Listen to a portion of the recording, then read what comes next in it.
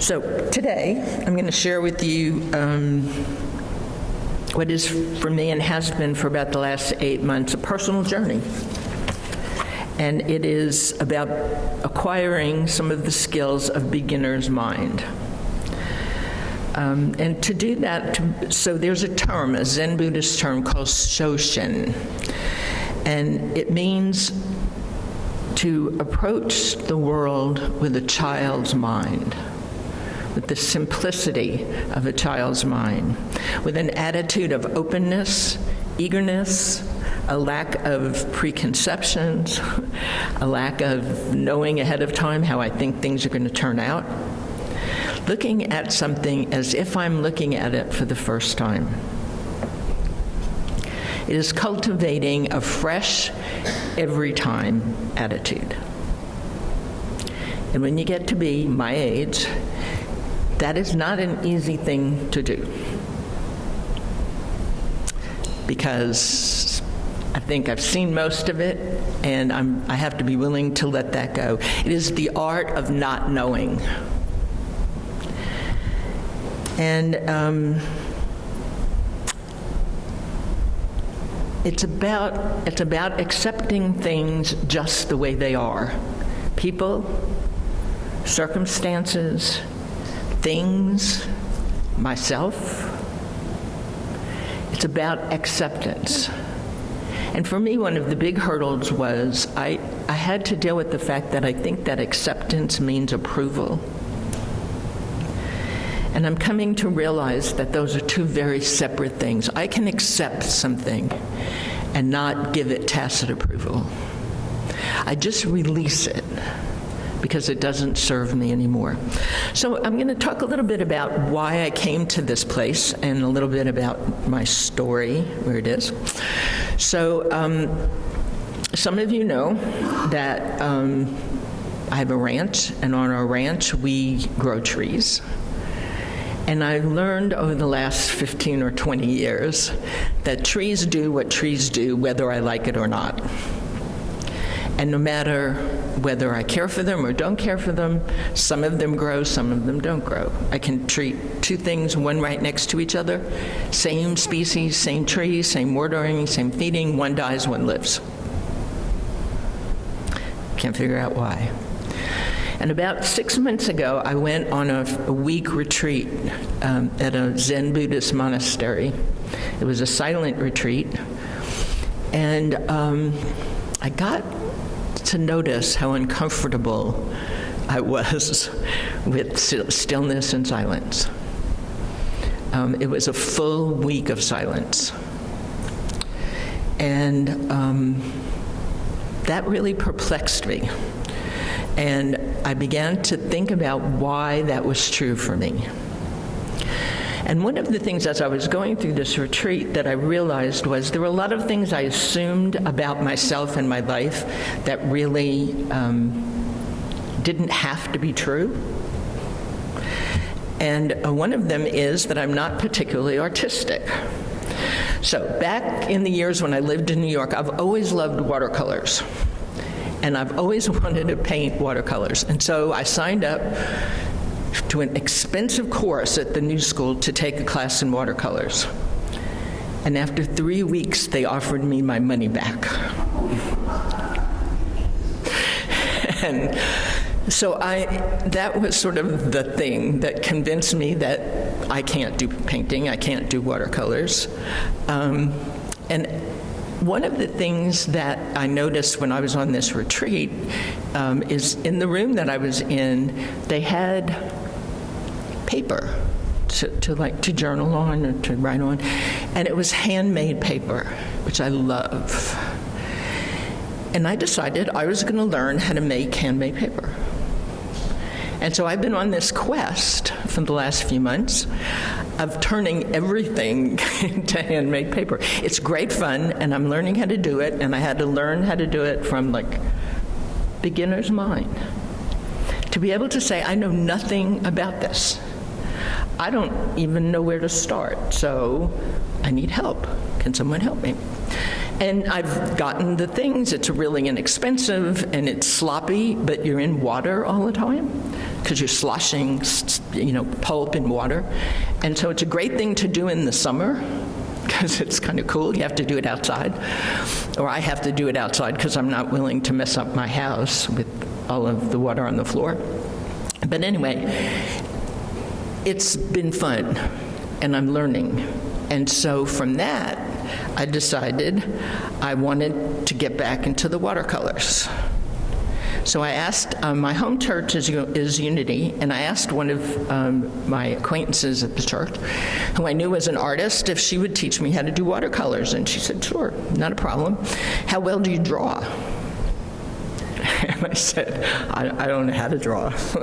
And she said, well, what about sketching? I said, I don't know how to do that either. And she said, do you think you just go up to a piece of paper with a palette of watercolors and just watercolor? And I said, yeah, that's how I thought it worked.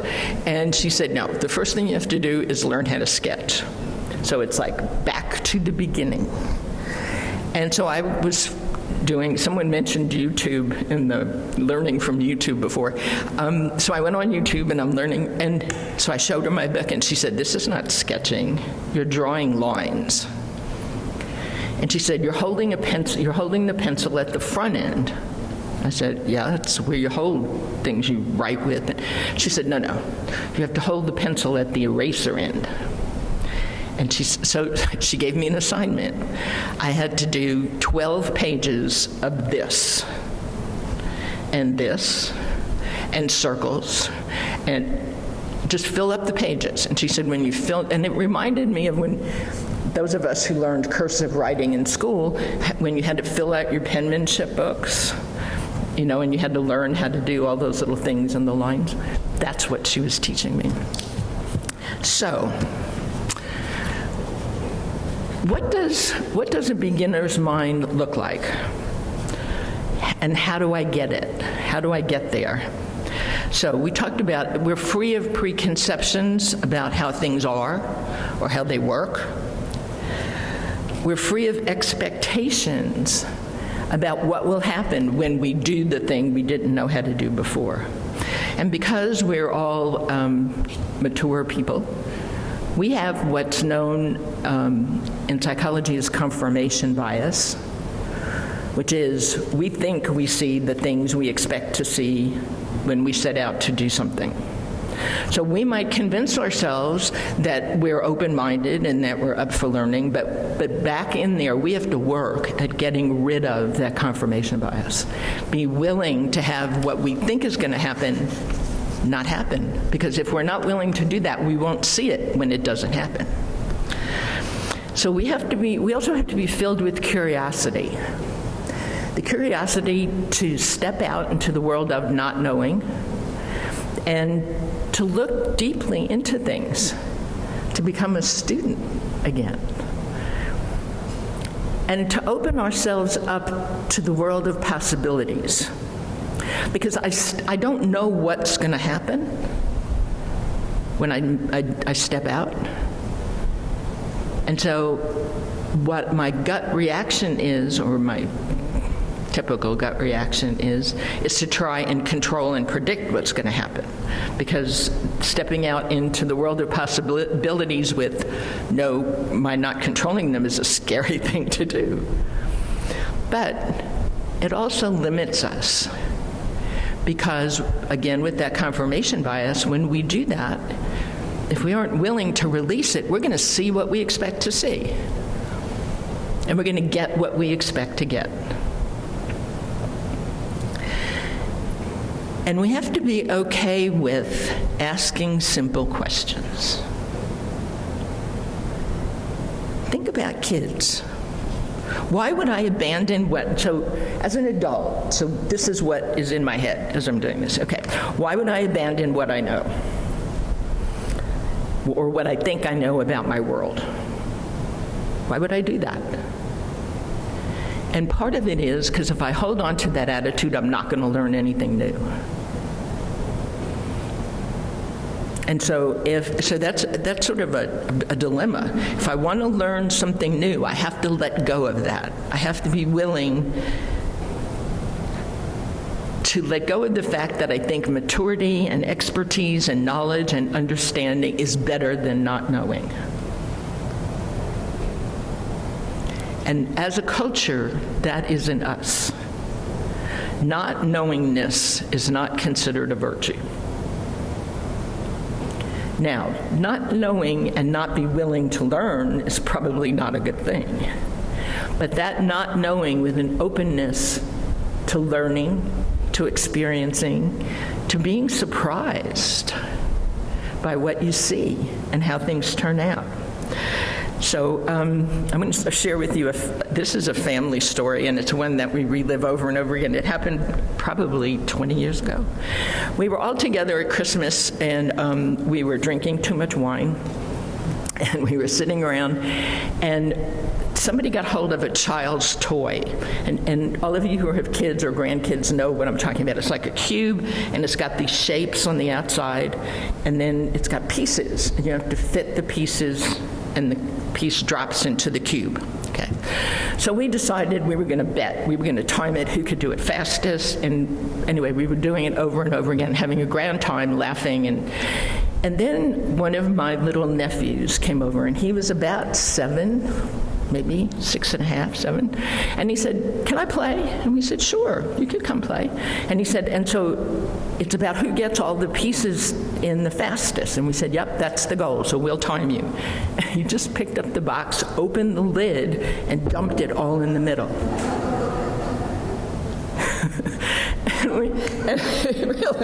and we all sat there and went, "Oh."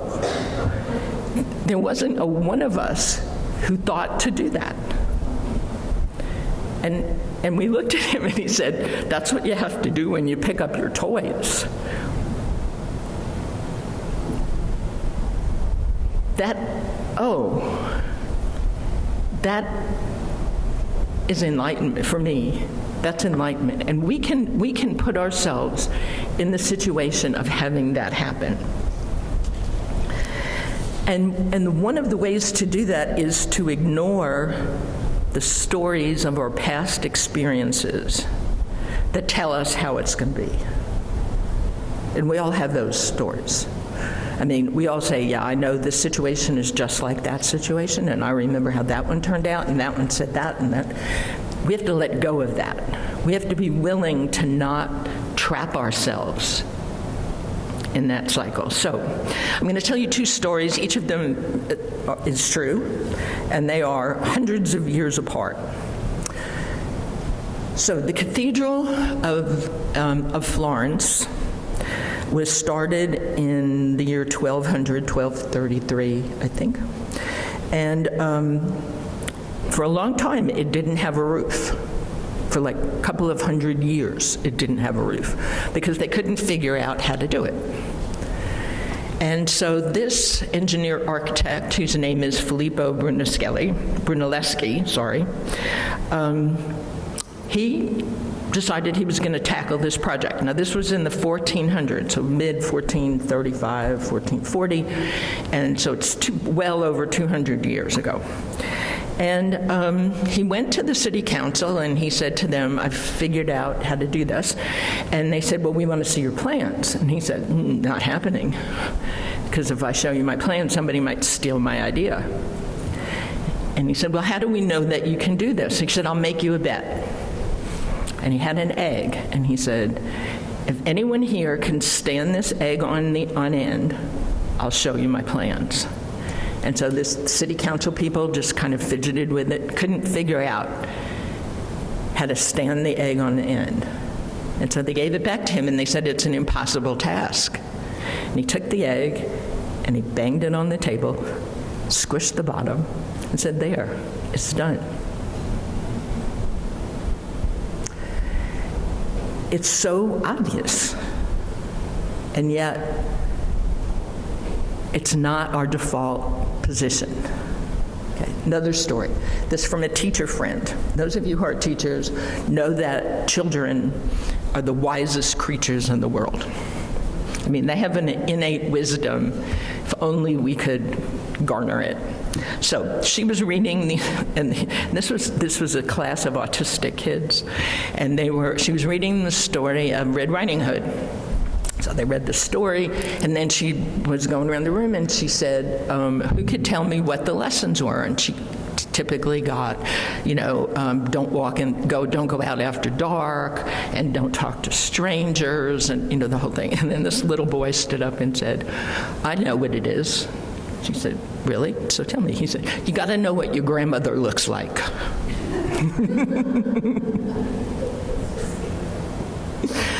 Okay. Again, it's obvious once we say it. It doesn't have to have that deeper meaning. It gets to the point. And so a beginner's mind gives us, when I was doing this talk and I was writing my notes, I kept going back between me and us, because for me it's a personal experience, and now I'm trying to share it. So if I mix up my pronouns, please forgive me. But it gives us a chance to see and experience our world with fresh eyes. And and so what are the benefits of doing it? What do we get when we do this? And one of the things we get is deeper gratitude. I often lose sight of the good things, the many good things that I have in my life that lift me up. I take them for granted. And I love to walk around at the ranch, number one, because it's quiet, number two, because I get to see all kinds of critters, which is fun. But the ground is really uneven, and so I have the habit of looking down, because I'm afraid I'm going to twist my ankle or I'm going to fall. And my husband would tell me all of the time, Vita, look up. Look, and he used to make me stand under like a big oak tree. He said, you can't appreciate nature looking down at the ground. You've got to look up.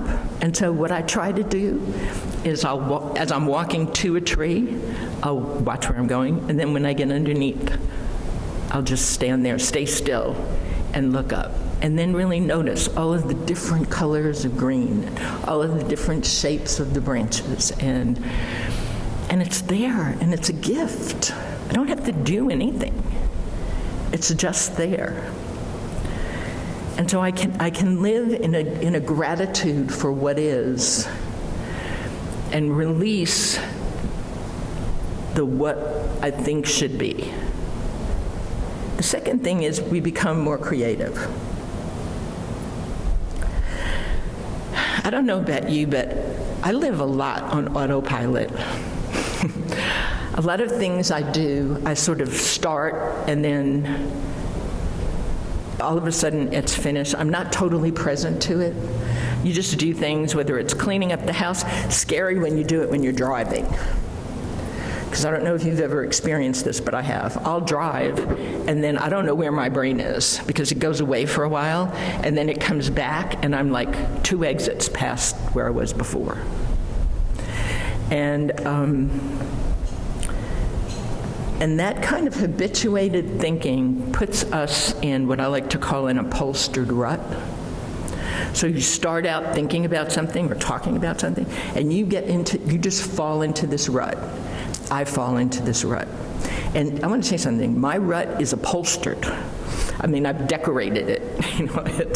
It's so predictable that I could tell you where it's going to go and what the lighting it's going to be. And then sometimes something happens, and again, it's one of those, so I was working on a project. When I was thinking about going to ministerial school, I was painting about it, because it meant giving up any summer vacations, because being away in ministerial school took up all of our budget for travel and that kind of thing, and away from home a lot, and away from home even when I was home, because I had work to do and studying to do. And so I prayed a lot about it. I was like, is this really for me? Is this, because I still had a full-time job, and I was trying to do this on the weekends and on my vacation time. Anyway, I was working on this project, and I had to go up to somewhere in South Dakota on this project where they were doing doing the first response vehicles for the next century. So it was going to be, and they have it now, I mean, this was a while ago, but where alert stuff will pop up on the windshield.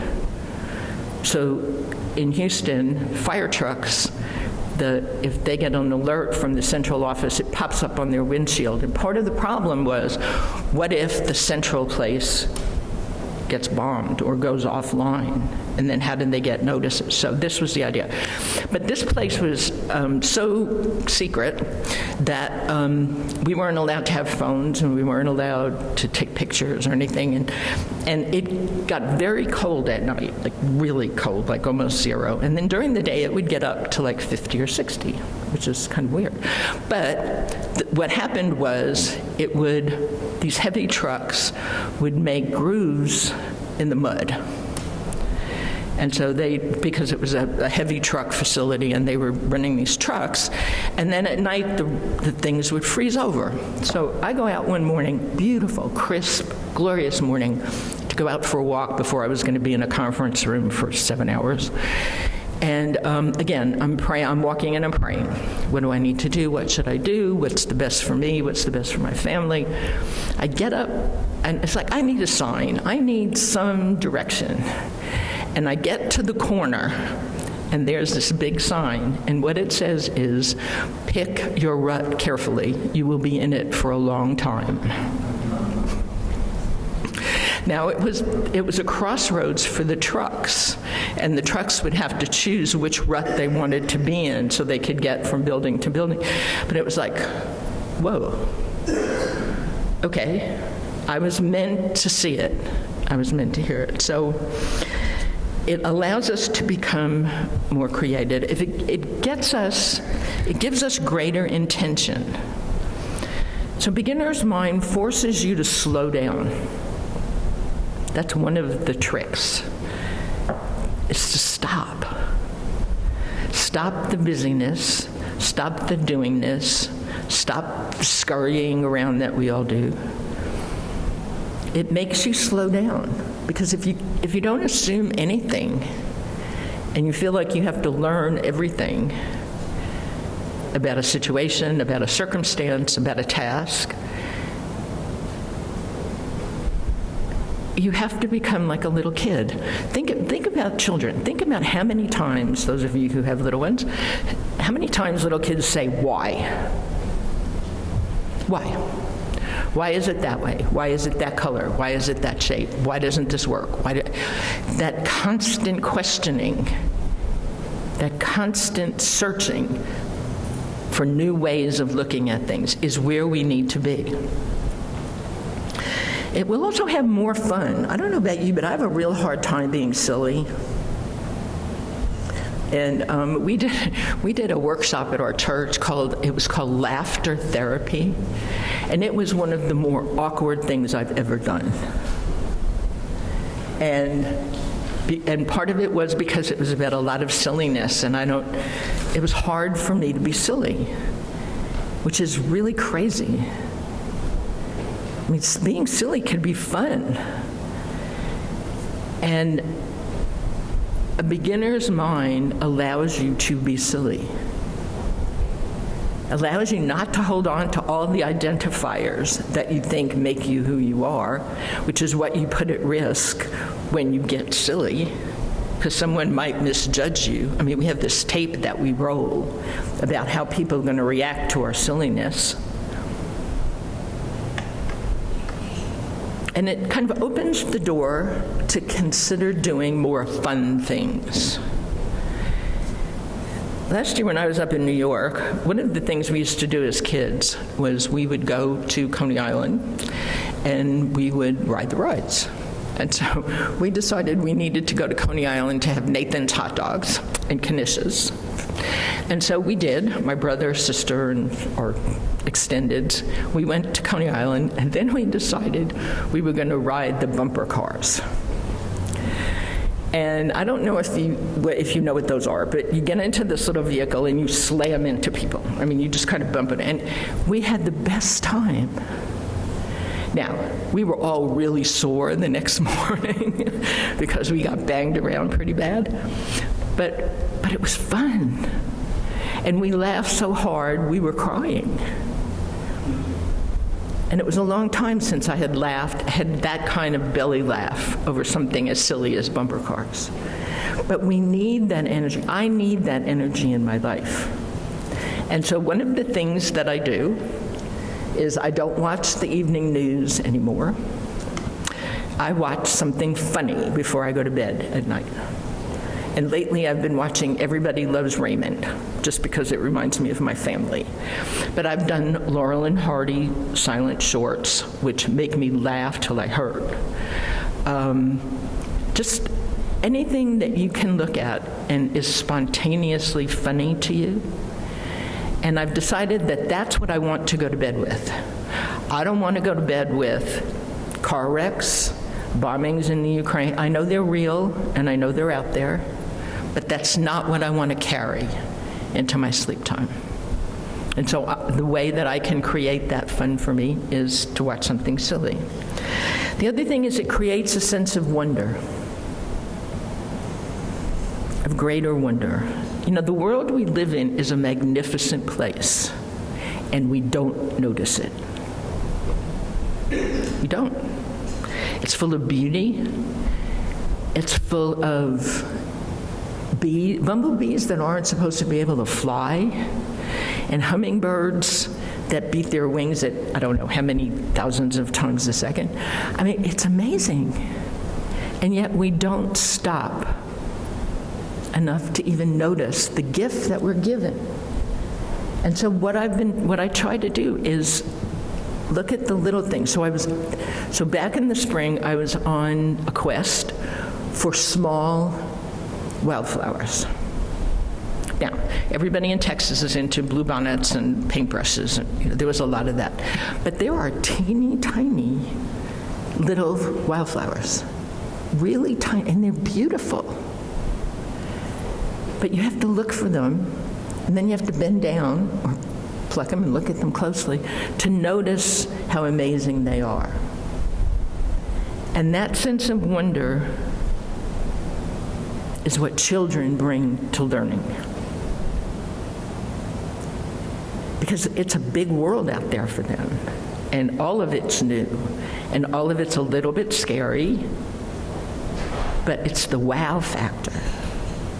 I don't know about you, but like I can look at, I get on my feed on my laptop pictures from, it used to be the Hubble, and now it's the James Webb Telescope. It's on the NASA, if you get on the NASA website, they'll feed you the pictures from it. That to me is so awe-inspiring that it leaves me speechless. And I can tell you that when I want to think about God, I look at those pictures. Because to me, that is like, I can't even begin, I don't have any idea what a light year is. I have no idea how big the universe is and how many galaxies. I don't know what a billion trillion looks like. I have no clue. And I'm okay with not having a clue, because I enjoy living in the wonder of it, living in the awesomeness. When I look at that, that's when kids say, things are awesome. When I look at that, that's awesome. The other thing we need to do is break topics down into simple building blocks. We tend to complicate our lives. We make things, sometimes I think I make things more complicated than they need to be. And so breaking things down into smaller bites, eating that elephant one bite at a time, rather than thinking you have to do the whole thing all at once, brings you a certain kind of centeredness and a certain kind of peace of mind, and the opportunity to do course corrections. It's another thing we don't think we should have to do. Okay, we're going to go down this path. I learned that when people fly a plane, even the big planes, it's never, I always think, well, we're going to go from Houston to New York. Okay, it's going to be like from here to there, we go straight. And I learned that they're constantly correcting. They're correcting up and down, they're correcting left and right, they're accommodating winds, they're accommodating what did they call it, clear air turbulence. It's a constant correction. It's a constant course correction. And yet we don't give ourselves that same freedom as we're walking down maybe an untethered path to course correct as we're doing it. Saying, maybe not there. Maybe I need to go a little bit here. Maybe I need to go a little slower. Maybe I need to go a little faster. We don't give ourselves that permission. This one was one of the exercises we had to do on this retreat, and it was called Get Rid of Your Extra Arrows. And the point was, if you've got a quiver full of arrows and you go to shoot at a target, if you screw up the first time, how focused are you? Most of us would keep shooting and figuring we're going to get better as we shoot. It's like unlimited arrows. But how would things be different if you only had one arrow? How would that be different? How would you approach it if you only had one arrow? Now, maybe you do it the same way. I don't know. But it's something to think about, only having one arrow. This is another one that's difficult for me, and it's detached from your ego's desire to be seen as an expert. Those of us who have an education have this thing about we need to be experts.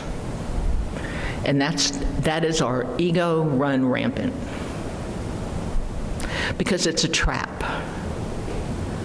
It's an expert trap. It means there's nothing out there that I think I need to know differently, more. When I did my undergraduate work at City University in New York, and I was blessed because my economics 101 class was taught by John Kenneth Galbraith. And he explained to us, and he was a phenomenal teacher, but I mean, by the end of the lecture, he was covered in colored chalk because he used to write all the boards with all these different colors and make flowcharts. But somebody asked him once, why do you teach a freshman class? And he said, I teach a 101 class every year. Once a year, I teach one section. He said, because I have to get back to basics. He said, I lived so much of my life in some esoteric, specialized world, talking to people with specialized language, and it's up here. He said, and I feel the need to come back to basics, which I thought was really cool. Because what he said was, between here and there, over the years, things change. The use of language changes, the concept changes, the economic rules change, and if I don't examine my building blocks, I'm going to be off target. He said, and so I have to sit here and I have to explain to people who know little or nothing about economics why I think I'm an expert. And it was a phenomenal lesson by example. Okay, the last of these is take quiet time. Take quiet time to meditate, to sit still, to not have it look a certain way. I mean, sometimes people can meditate better while they're walking, or some people meditate while they're singing, chanting. As long as the words aren't too complicated and the melody isn't too complicated. But make yourself the observer of your thoughts. What are you telling yourself? And that's a really difficult thing to do, but we are our own worst enemy sometimes. Because I'm going to tell you that mine is, you're not doing this right. You need to be sitting up straighter. It's crazy. And I've been a meditator for a long time, and sometimes I can't go 5 minutes without that crazy stuff going through my brain. But I'm learning to just like, oh, isn't that interesting? That's coming up again. Oh, isn't that interesting? I'm talking to myself in a not very kind way again. Be an observer of your life. Notice simple things. Notice how you prepare your coffee in the morning. And let me tell you a good way to do that, because this is what we had to do at the retreat. You have to do things with your opposite hand. If you're say you're right hand dominant, fill up your coffee cup using your left hand. But if you put stuff in it with your left hand, drink it with your left hand. Brush your teeth with your non-dominant hand. Brush your teeth with your eyes closed.